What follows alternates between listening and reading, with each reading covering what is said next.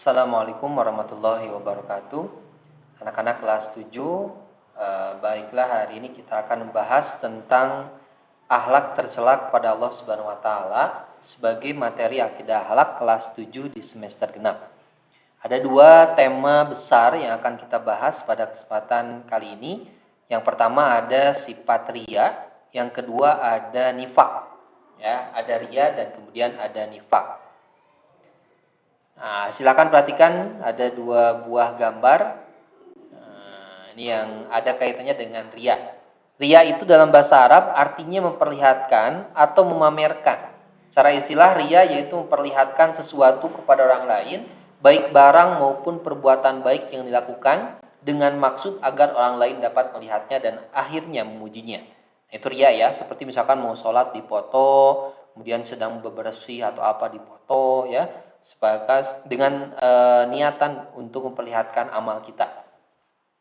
Kemudian dalilnya dalam Quran surat An-Nisa 142, A'udzubillahi minasyaitonir rajim. Bismillahirrahmanirrahim. Innal munafiqina yukhadi'una Allah wa huwa khadi'uhum wa idza qamu ila shalah وَإِذَا قَامُوا إِلَى الصَّلَاةِ قَامُوا كُسَالَى يُرَاءُونَ النَّاسَ وَلَا يَذْكُرُونَ اللَّهَ إِلَّا قَلِيلًا. Sesungguhnya orang-orang munafik itu menipu Allah dan Allah akan membalas tipuan mereka. Dan apabila mereka berdiri untuk sholat, mereka berdiri dengan malas, mereka bermaksud riya dengan sholat di hadapan manusia, dan tidaklah mereka menyebut Allah kecuali sedikit sekali.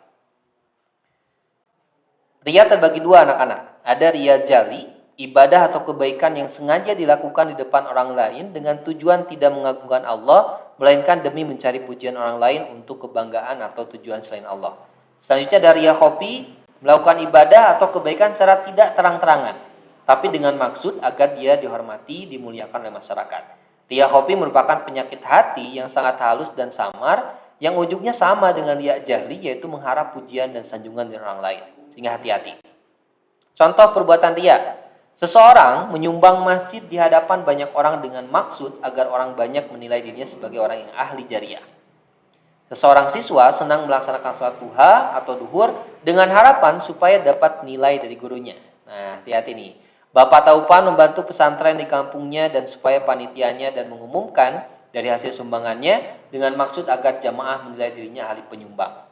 Sifat-sifat yang melekat pada diri seorang seperti keelokan dirinya, pakaian dan perhiasan, atau kecakapan berbicara dan keturunannya. Keengganan melakukan ibadah sendirian, namun merasa senang apabila ada yang melihatnya. Sholat sendiri 2 menit beres. Kalau sholat berjamaah jadi imam bahkan 7 menit tuh ya, gerakannya dihebat-hebat, bacaannya diperindah, ya itu riya. Seseorang yang mengadakan aksi sosial, misalnya membantu korban banjir, bakti sosial, gempa bumi, menyantuni anak yatim, kemudian di hadapan banyak orang dengan maksud ditayangkan di televisi atau radio.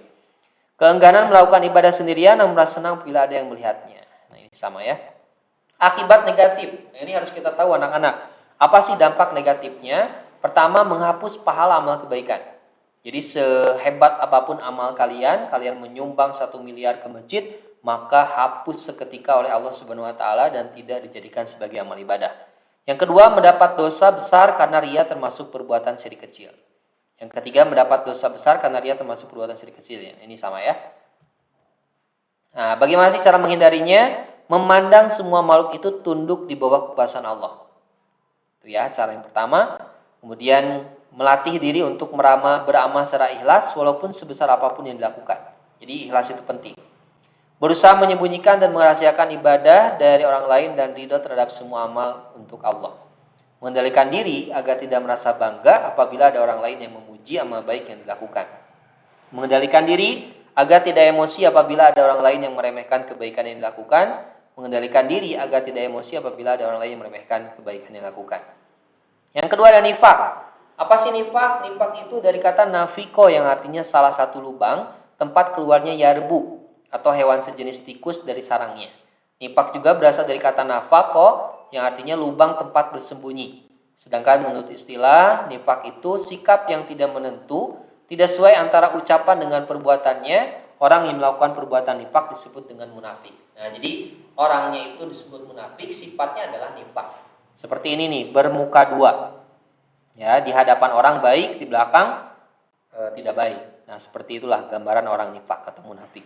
Dalilnya, A'udzubillahi minasyaitonir rajim. Bismillahirrahmanirrahim. Wa idza laqul ladzina amanu qalu amanna wa idza khalu ila syayatinihim qalu inna ma'akum innama nahnu mustahzi'un.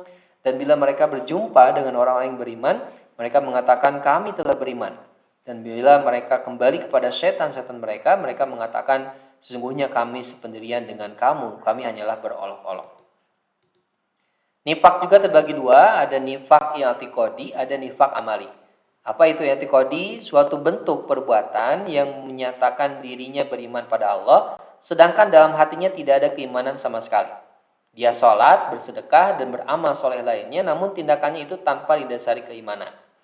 Nifak amali, kemunafikan berupa pengingkaran atas kebenaran dalam bentuk perbuatan. Contoh perbuatan nifak hanya berpikir jangka pendek, yaitu kekayaan duniawi, tidak mampu beramar ma'ruf nahi mungkar. Seringkali pembicaraannya menyindir dan menyakiti Nabi, ragu terhadap kebenaran Islam, enggan melakukan sholat, kalaupun ia melakukan sholat pasti karena paksaan orang lain, tidak punya kepastian dalam berpikir, dan bertindak, suka membual mengenai keindahan duniawi, melupakan kehidupan akhirat. Nah, akibatnya apa sih bagi diri sendiri? Ya tercela dalam pandangan Allah, ya sifat nifak ini. Kemudian hilangnya kepercayaan dari orang lain karena memang suka berbohong. Seperti hadis Nabi yang menyatakan ayatul munafiki salasun. Ada 3 tanda atau ciri orang munafik. Idza hadasa kadzaba wa idza wa'ada ahlafa wa idza tu'mina khana. Apabila berkata ia dusta, apabila berjanji ia ingkar, apabila dipercaya ia khianat. Tidak disenangi, mempersempit jalan untuk meraih rizki, mendapat siksa yang amat pedih kelak di hari akhir. Bagi orang lain menimbulkan kekecewaan. Orang-orang yang tadinya percaya jadi tidak percaya, ia kecewa. Membuka peluang munculnya fitnah, mencemarkan nama baik keluarga dan masyarakat. Bagaimana cara menghindarinya? Nifak merupakan larangan agama yang harus dijauhi. Jadi harus jauh-jauh lah dari sifat nifak ini ya. Nifak akan merugikan diri sendiri dan orang lain sehingga dibenci dalam kehidupan masyarakat. Nifak tidak sesuai dengan hati nurani. Kemudian kejujuran menenteramkan hati dan senantiasa disukai dalam pergaulan. Baik, itu saja anak-anak ya materi kita hari ini. Terima kasih. Assalamualaikum warahmatullahi wabarakatuh.